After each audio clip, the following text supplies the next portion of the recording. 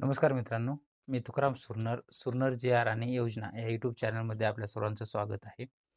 आजच्या व्हिडिओमध्ये आपण माहिती पाहणार आहोत, की राज्यामध्ये जे काही सोयाबीन खरेदी नोंदणीसाठी जे आहे, त्याच्यामध्ये 12 जानेवारीपर्यंत खरेदी केलं जाणार होतं सोयाबीन. जे काही नोंदणीकृत शेतकरी असतील त्यांची सोयाबीन खरेदी ही 12 जानेवारी 2025 पर्यंत खरेदी केली जाणार होती आणि त्याची शेवटची तारीख जी आहे ती काल त्याची शेवटची तारीख होती. त्यानंतर जर पाहिलं आपण तर त्या ह्याच्यामध्ये संपूर्ण नोंदणी केलेले कमीत कमी आत्तापर्यंत 5,39,000 शेतकरी खरेदीच्या प्रतीक्षेमध्ये राहिलेले आहेत.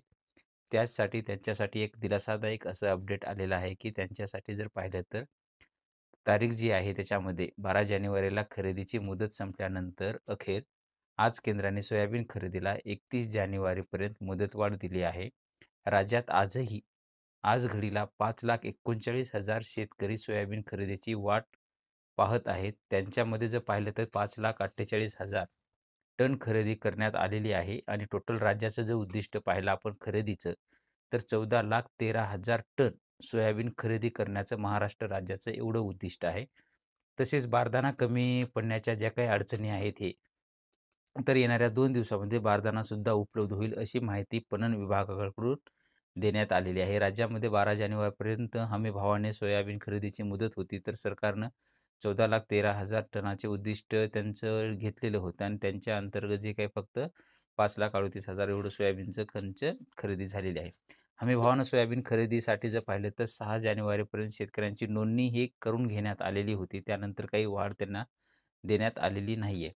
त्याच्यामध्ये राज्यामध्ये एकूण 7,49,000 शेतकऱ्यांनी सोयाबीन विक्रीसाठी नोंदणी केली होती. पण प्रत्यक्षात 12 जानेवारीपर्यंत राज्यातील 2,10,000 शेतकऱ्यांची सोयाबीन खरेदी करण्यात आली. म्हणजेच एकूण नोंदणी केलेल्या केवळ 28% शेतकऱ्यांची ही नोंदणी करण्यात आलेली आहे. राज्यात 72% शेतकरी सोयाबीनच्या विक्रीची वाट पाहत आहेत.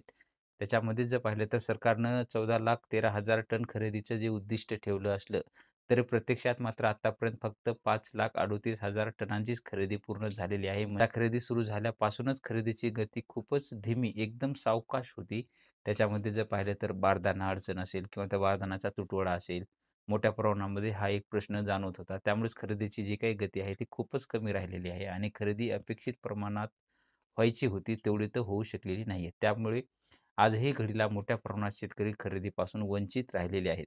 बारदाना जर पाहिले तर बारदाण्याची सगळ्यात मोठी अडचण हीच या हंगामामध्ये दिसून आलेली आहे. तरी पणन विभागाकडून असं सांगण्यात आलेलं आहे, की बहुतांशी खरेदी केंद्रांना मागील 1-2 आठवड्यापासून बारदाना उपलब्ध नव्हता. तो वेळोवेळी उपलब्ध करून देण्यासाठी सुरुवात झालेली आहे आणि या हंगामामध्ये बारदाना अपुरवठा होणे हीच सगळ्यात मोठी जास्त समस्या राहिलेली आहे.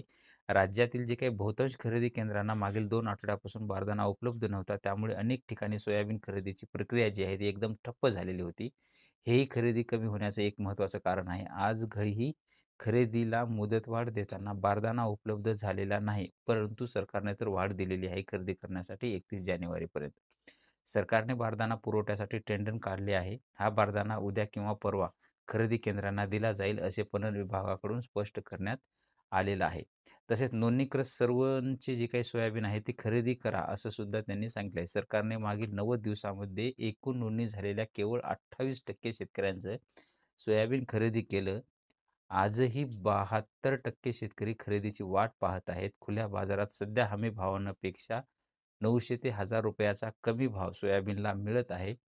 याच्याचमुळे याचा मोठा फटका शेतकऱ्यांना बसला आहे. शेतकरी 2 महिन्यांपासून सरकारला सोयाबीन देण्यासाठी थांबले आहेत. त्यामुळे किमान नोंदणी झालेले जे काही शेतकरी आहेत, 5,39,000 शेतकरी प्रतीक्षेमध्ये आहेत. त्यांनी नोंदणी केलेली आहे. फक्त त्यांचं सोयाबीन जाणं बाकी आहे.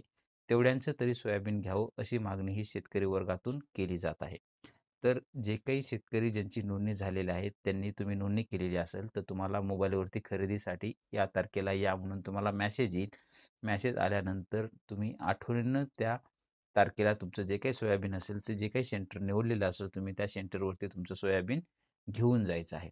अशा पद्धतीचं एक छोटंसं अपडेट होतं, ते आपण पाहण्याचा प्रयत्न केलेला आहे. असेच नवीन व्हिडिओ आपल्या चॅनलवरती येत असतात.